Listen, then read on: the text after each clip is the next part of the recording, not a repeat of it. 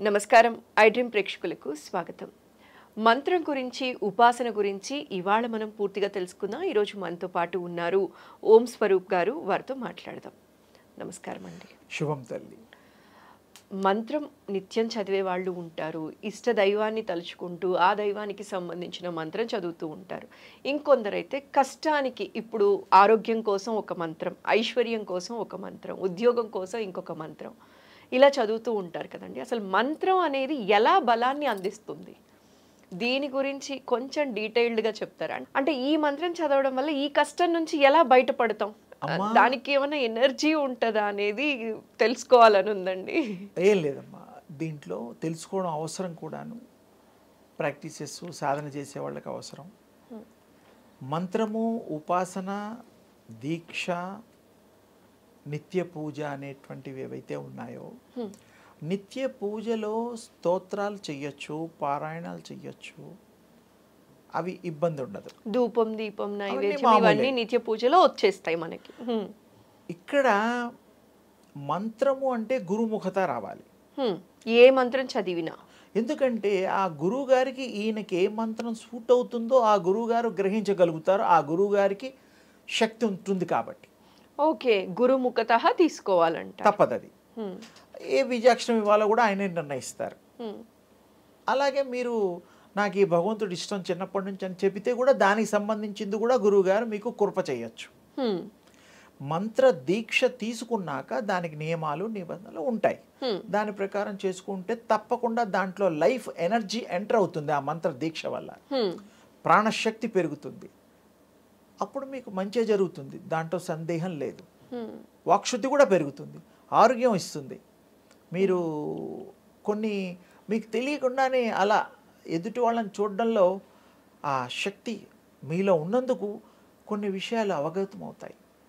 కొన్ని మంచి విషయాలు ఎదుటి వాళ్ళకి చెప్పి ఇలా నడవండి అయ్యా అని చెప్పడానికి కూడా వీలుంటుంది, సలహాలు ఇవ్వగలం. అంత శక్తి కలుగుతుంది. ఆ శక్తి యొక్క మరి ప్రభావము అది బయటికి అనకూడదు. గురువు ముఖత వచ్చినవి కానీ మంత్రాలు, బీజాక్షరాలు బయటికి అనకూడదు అనేవి కొన్ని ఉంటాయి.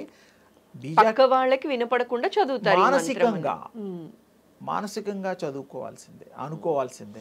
మననేతి మంత్ర, ఎవరైతే మానవులు మననం చేసుకుంటాడో అదే మంత్రంగా మారిపోతుంది. ఇంకోటి ఈ బీజాక్షరాలు ఇవన్నీ కూడాను ఈ బండిరా వరకు సరే గుణింతాలే ఉన్నాయి మనకి. ఈ యొక్క మొట్టమొదలు శివస్వామి, కైలాసపతి, కైలాసనాథుడు, ఆయన డమరుకంలోంచి ఈ శబ్దాలు పుట్టాయనేటువంటిది మనం విన్నాం, అది తెలుసుకున్నాం. డమరుకంలోంచి శబ్దాలు వచ్చాయన్నమాట. అలాగే పార్వతీదేవికి కూడా కొన్ని మంత్రోపదేశాలు చేశారు స్వామివారు, శివస్వామి, అది కూడా చరిత్ర ఉన్నది. తర్వాత ఈ యొక్క మానవులకి మంచి జరగడం కోసమే ఈ మంత్రశాస్త్రంలో కొన్ని పూజలు, ఇవన్నీ క్రతువులు మనం చేస్తాం. అంటే మన కర్మని మనం అనుభవించే విషయం తగ్గడం. కర్మని అనేటువంటిది కర్మ అనుభవించడం కోసమే ఈ జన్మ తీసుకుంటున్నాం. అది కర్మ అనుభవించకపోతే మళ్ళీ జన్మ ఇంకా తప్పదు. ఇప్పుడు మరి ఈ మంత్రం తీసుకుంటే మన కర్మానుసారం మనం అనుభవించే కష్టం నుంచి బయటపడటానికే మనం మంత్రం తీసుకుంటాం కదా గురు? కాదు నాన్న, ఒక దెబ్బ తగులుతుంది, రాతితో కొట్టిన దెబ్బ గట్టిగా రక్తం చిందించేట్టుగా తగులుతుంది. ముఖం మీద కొట్టినా, ఏ భాగంలో కొట్టినా. ఈ మంత్ర దీక్ష వల్ల మీకు జరిగే కష్టము, నష్టాలు ఇవన్నీ కూడా పువ్వులతో కొట్టితే ఏం తగులుతాయి? తగలవు. ఆ పువ్వు అంతా సుకుమారంగా ఉంటుంది. ఈ యొక్క దీక్ష వల్ల చేయడం వల్ల, ఈ మంత్రోపాసన చేయడం వల్ల ఆ కష్టాన్ని తేలికగా అనుభవించగలుగుతారు. కష్టంలా అనిపించదు. కష్టం పడకపోతే పూర్వజన్మలో ఇది వదిలినే మీరు చేస్తారు, మరి ఇది చేయకపోతే మళ్ళీ జన్మ కర్మ మనం అనుభవించాల్సిందే. కానీ మంత్ర సాధన కారణంగా తేలికవుతుంది. మీకు అలా దాటవేయగలుగుతారు. ఆ మంత్రంలో ఉండే శక్తి, బీజాక్షరంలో ఉండే శక్తి అలాంటిది. ఈ విషయం చాలామంది తెలుసుకోవాలి. నిత్యగాయత్రి చేసిన, మరి వేరే బీజాక్షరాలు, దేవుడు బీజాక్షరాలు పలకూడదని నేను చెప్పడం లేదు, అవన్నీ గురుముఖత తీసుకుంటే అది విశేషంగా మనకి మంచి ఫలితాన్ని అందిస్తుంది. ఇస్తుంది. దాంట్లో సందేహం లేనే లేదు, అనుమానం లేదు అమ్మ. అయితే ఈ మంత్రం విధి విధానాలు ఏంటి గురుజీ? అంటే మంత్రం ఇప్పుడు విధి ఏంటి అంటే విధానాలు- లైఫ్ స్టైల్ చేంజ్ వచ్చేసింది, వర్కింగ్ స్టైల్ ఇప్పుడు కూడా బయట మీరు వెళ్ళటం, ఇంత రావటం. మార్పు చేసినా, ఇంత నవీన సామ్రాజ్యంలో ఉన్న ఈ యొక్క ప్రపంచంలో ఒక 5 నిమిషాలు 10 నిమిషాలు ఇంట్లోంచి బయలుదేరే ముందర ఇవన్నీ పూజా పునస్కారాలు చేసుకోండి, ధ్యానం చేసుకోండి. ఏ మాత్రం వీలైనా బ్రాహ్మీ ముహూర్తంలో లేచారనుకోండి, బ్రహ్మముహూర్తం అది, అప్పుడు నిశ్శబ్దమే కాకుండా ప్రపంచం యావత్తు కూడా అదొక న్యూట్రల్ వేవ్స్ తిరుగుతూ ప్రయాణం చేస్తూ ఉంటాయి. అప్పుడు మీకు ఏ ఇబ్బంది ఉండదు. అందుకనే బ్రహ్మముహూర్తం అన్నారు దాన్ని. బ్రహ్మోపాసనకి సరి అయిన టైం అది. అందుకనే అందరూ కూడాను మనలా అంటే ఈ మానవులు, ఋషులు 24 గంటలు ఆ పని చేసేవాడికి ఏ ముహూర్తం అక్కర్లేదు. ఎందుకంటే ముహూర్తం ఎందుకు వాడికి? సతత ఎప్పుడు బ్రహ్మస్వరూపాన్ని ధ్యానం చేస్తున్నాడు. ఇంటర్వెల్స్ ఉండవు, గ్యాప్లు ఉండవు. ధ్యానంలోనే సర్వకాల సర్వావస్థల యందు కూడాను ఆ బ్రహ్మలోనే ఉంటూ ఉంటాడు వాడు. అది వేరు. ఆ మనుషులు ఆ ఎంచుకునే విధానం వేరు.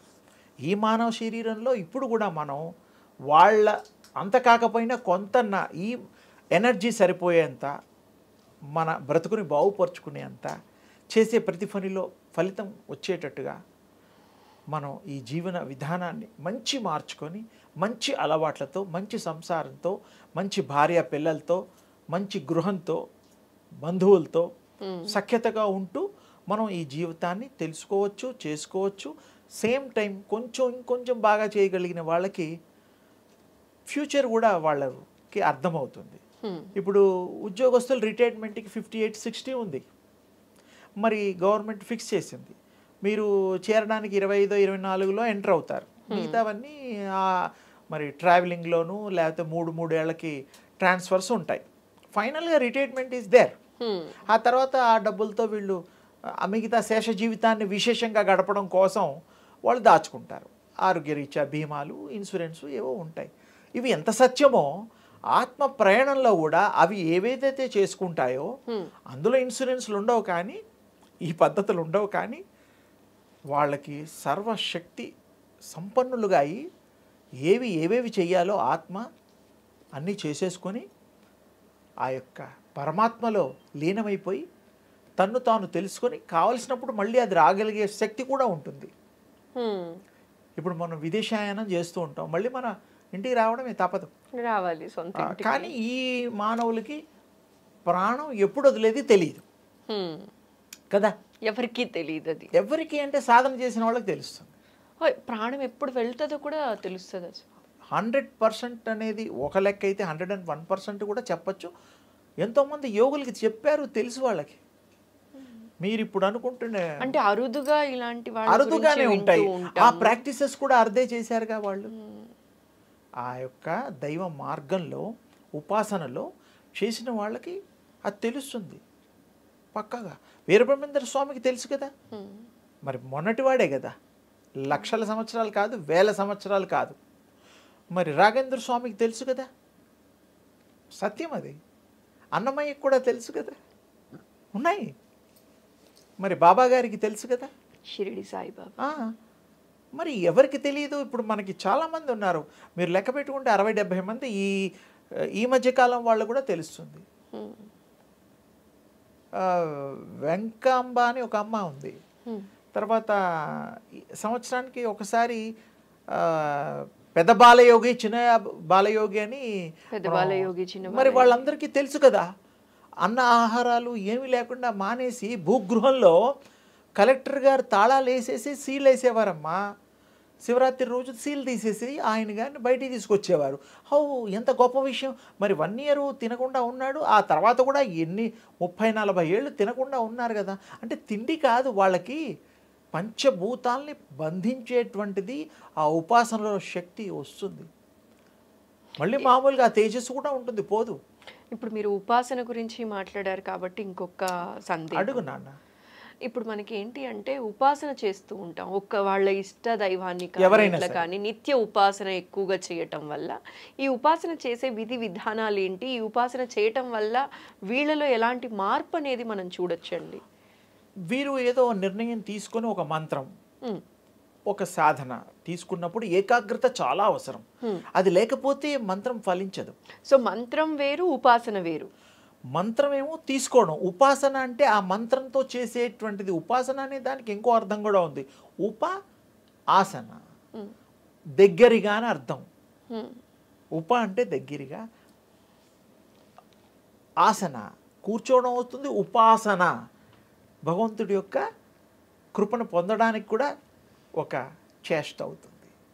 అంతే ఉపాసన అంటాం, ఉపాసించడం అంటాం. నేను అమ్మవారు ఉపాసకుడినండి అంటారు. అమ్మవారిని ధ్యానం చేస్తూ ఉంటాడు. 24 గంటలు మానసికంగా చెయ్యొచ్చు, తప్పులేదు. ఎవరైనా చెయ్యొచ్చు. స్త్రీ పురుష వయోవృద్ధ భేదం లేదు దాంట్లో. సకల జీవులు చేస్తున్నాయి కదమ్మా. ఇప్పుడు చరాచరమైన అన్నీ చేస్తున్నాయి. మీకు తేలికైపోతుంది. మీకు ఒక పని చేయడంలో ఈ ఏకాగ్రత, ఈ మంత్రం చేయడం వల్ల శక్తి వస్తుంది. ఆ పని సక్సెస్ అవుతుంది. ఉద్యోగానికి ఇంటర్వ్యూకి వెళ్తారు, మీ మంత్రసిద్ధితో ఆ ఉద్యోగం మీకు లభిస్తుంది. వాడికి మీరు నచ్చుతారు. మీలాగా 10 మంది వెళ్ళినా మీరే నచ్చుతారు, ఎందుకంటే మీరు ఉపాసన చేస్తున్నారు కాబట్టి. ఉపాసన, ధ్యానము, భగవద్ ఆరాధన చేసిన వాళ్ళ ముఖ వర్చస్సు, వాక్ శుద్ధి వేరే ఉంటుంది. ఎదుటి వాళ్ళు ఏమడిగినా జవాబు చెప్పగలుగుతారు. అలాంటి వాళ్ళల్లో మొహంలో మొహం ఇలా పెట్టి, కళ్ళలో కళ్ళు పెట్టి చూడలేరు. ఎందుకంటే ఆ దైవశక్తి ఉంటుంది, ప్రాణశక్తి ఉంటుంది. అలాంటి వాళ్ళు ఏ పనైనా సాధించగలుగుతారు, చేయగలుగుతారు, వాళ్ళ గురించి తెలుసుకోగలుగుతారు.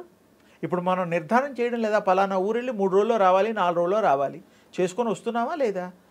అది కూడా మరి ఆత్మ కూడా, స్వరూపం కూడా ఈ శరీరంలో వచ్చింది. అందుకే ఆ పనులు చేసుకోగానే పాపం దాని దారిన అది వెళ్ళిపోతుంది.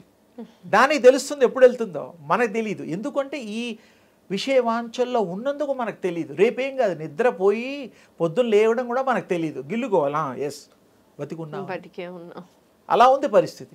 అదే మీరు ధ్యాన పద్ధతుల్లో కనుక తెలుసుకుంటే మీకు తెలిసిపోతుంది.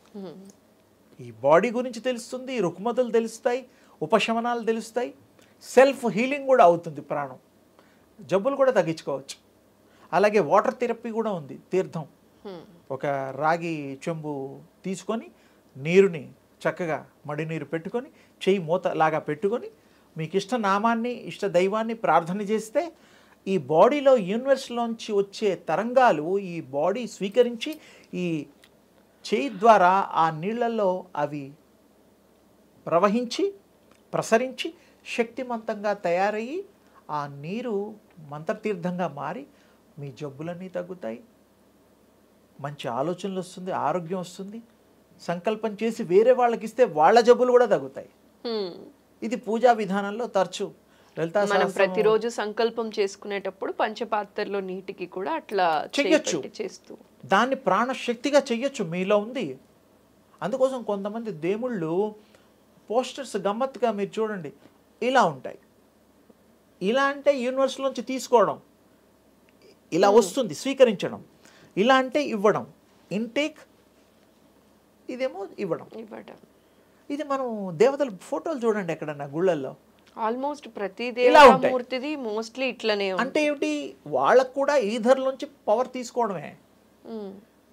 స్వతహాగా శక్తి ఉన్నా కంటిన్యూస్గా తీసుకుంటూ ఉంటారు. రాముడు, కృష్ణుడు, దేవుళ్ళని అందరూ కూడాను, వాళ్ళు శివుడు కూడా మానసరోవర్ మరి కైలాష్లో కూర్చుని తపస్సు చేసినట్టుగా మరి చరిత్ర చెప్తోంది.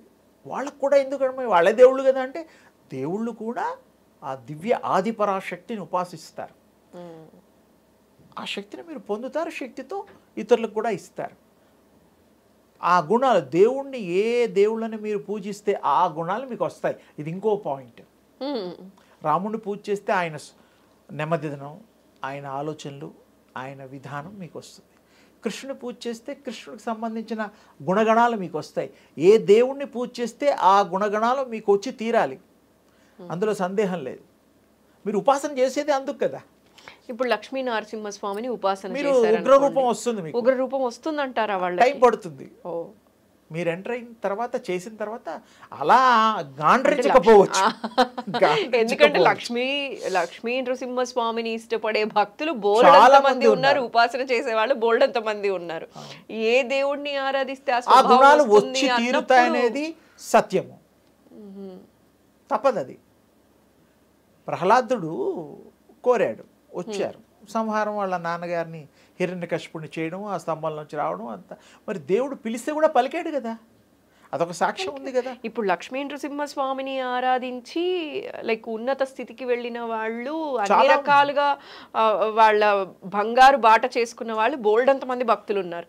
ఉంటారు. కానీ అందులో అతి తక్కువ మందికి ఆ స్వరూపాన్ని నేను చూశాను, కానీ అంతలా చూడలేదు. బట్ నేను ఆ క్వాలిటీస్ ఉంటాయంటారా? నేను మీకు చెప్పడం అనుభవంతో చెప్తున్నా. నేను ఉపాసనలో లక్ష్మీనరసింహస్వామిది 1966-67లో చేశాను. ఆ స్వామిని పూర్తిగా అర్థం చేసుకొని స్వామి కృప పొందడానికి నాకు కలిగింది, వారి యొక్క కృప కలిగింది. అలాగే కృష్ణస్వామిది చేశా, అమ్మవారిది చేశా. ఇక్కడ చెప్పుకోవడానికి భగవత్ స్వరూపులు కొన్ని ఉన్నాయి. నేను చేశా, వారు కరుణించి నాకు కృప చేశారు. అర్థమైపోయింది. అంటే అనుసంధానం మీ ఆత్మకి భగవంతుడికి సంబంధం ఏర్పడుతుంది, తదేకంగా చెయ్యాలి. అదే కానీ కొద్ది రోజులు చేసి ఆపేస్తాము అంటే కుదరదు. కానీ మీరు ఒకసారి అది పొందిన తర్వాత మీరు మధ్యలో గ్యాప్ తీసుకున్నా ఏం కాదు. అంటే ఇప్పుడు పారమార్థికంలో కాకుండా ఈ నిత్య జీవితంలో విషయానికి పోల్చడానికి డ్రైవింగ్ ఉంటుంది, స్విమ్మింగ్ ఉంటుంది. డ్రైవింగ్ నేర్చుకున్నప్పుడు వరుసగా నేర్చుకుంటారు, 10 రోజులు, 20 రోజులు, నెల రోజులు. స్విమ్మింగ్ కూడా అంతే, ఆల్మోస్ట్ ఆల్. తర్వాత రోజు నేర్చుకుంటారా, వెళ్ళి అవసరమైనప్పుడు డ్రైవ్ చేస్తారు. స్విమ్మింగ్ కూడా జస్ట్ లైక్ అంతే. భగవంతుడికి ఒక్కసారి లింక్ అయిన తర్వాత, కాంటాక్ట్ అయిన తర్వాత, ఎప్పుడు మీరు భగవంతుని తండ్రి రావయ్యా అంటే వచ్చేస్తాడు. సిరికిని చెప్పడు, భార్యకి కూడా చెప్పకుండా వచ్చేస్తాడు. ఎందుకు వస్తాడంటే అంత ఆత్రుతతో పిలిచాడు కాబట్టి. ఇది చిన్న, అదే మీకు అర్థం కావడం కోసం ఉపమానమే, కానీ అది ఇది సంబంధం లా. అందుకని ఏ దేవుడైనా ఎవరు పిలిచినా వస్తారు. పైగా మీరే దేవుళ్ళని ఇందాకే చెప్పా, అహం బ్రహ్మాస్మి అని ఊరికే అనలేదు. మీలో ఉండే దైవత్వాన్ని తెలుసుకోండి, మీరు దివ్య స్వరూపులు కండి, ఆ దివ్య శక్తిని పొందండి. అంతకంటే ఇంకా గొప్ప అదృష్టం ఏముంది? ఇందులో రూపాయి ఖర్చు లేదు, రోజు చేసుకోవచ్చు. రాత్రిపూట చేసుకునే దాంట్లో ఒక సౌఖ్యం ఉంది, కాన్స్టెంట్ రిమెంబరెన్స్ అంటాం మేము. నిద్రపోతూ స్మరణ చేస్తూ పడుకోండి. మీకు తెలియకుండా శరీరం రెస్ట్లో ఉన్న ఆత్మ మాత్రం అది నామం చేస్తూనే ఉంటుంది. మీరు వద్దన్నా కూడా ఈ షట్చక్రాలు నామం చేస్తూనే ఉంటాయి. కొన్ని వేల సార్లు చేస్తాయి, రోజు సహస్రారం వరకు. చాలామందికి అది గమనించారు. అది విడిగా ఉపాసనలని చక్రం, మరి ఆ చక్రం ఈ చక్రం అని విడివిడిగా కూడా చేస్తూ ఉన్నారు. చక్ర సాధన తప్పు లేదు, మీరు వద్దన్నా అవి చేస్తూనే ఉంటాయి. ఇంకా మీరు దాన్ని more force you are getting అంతే, తప్పులేదు. అయితే చాలా వివరంగా తెలియచేశారండి మాకు. ఇదివరకు మంత్ర సాధన, ఉపాసన, ఇట్లాంటి ఇష్టదైవాన్ని ఎలా ఆరాధించాలి, ఇలాంటివన్నీ చాలా కన్ఫ్యూజన్స్ ఉన్నాయి. ఈ కన్ఫ్యూజన్స్ అన్నీ కూడా క్లియర్ అయ్యాయండి. నమస్కారం అమ్మ. శుభం. మీతో పాటు దివ్య శక్తి పొందగోరేవారు, పొందినవారు ఆ యొక్క దివ్య అనుభవాన్ని ప్రతి నిమిషము ఎల్లవేళలా వాళ్ళకి అనుగ్రహించాలని ఆ దివ్య ఆదిపరాశక్తి అమ్మవారిని మీ అందరి తరఫున నేను ప్రార్థిస్తున్నాను. శుభం తల్లి.